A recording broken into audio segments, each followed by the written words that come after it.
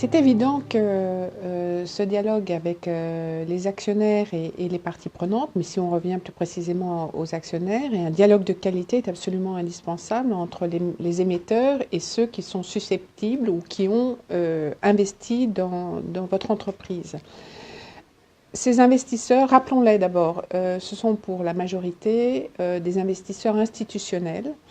Dans ces investisseurs institutionnels, beaucoup d'investisseurs étrangers.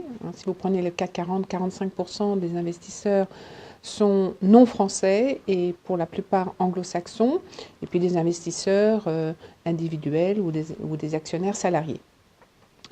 Ces investisseurs, ils veulent savoir où leur argent va et si il y aura un retour sur investissement. Donc ils ont besoin de connaître la stratégie, la politique commerciale, la politique ressources humaines de l'entreprise, mais aussi comment les contre-pouvoirs sont organisés à l'intérieur de l'entreprise. Donc quelle est cette bonne gouvernance? Qu'est-ce qu'on veut dire par gouvernance? C'est-à-dire un conseil d'administration qui soit suffisamment indépendant pour défendre les intérêts des actionnaires, mais aussi des autres parties prenantes. Donc c'est l'occasion dans ce dialogue corporate governance de parler de la succession des dirigeants, de parler de la composition du conseil, quelles sont la contribution de chacun des administrateurs à ce conseil. Et ce dialogue s'améliore quand on regarde et on interroge les entreprises.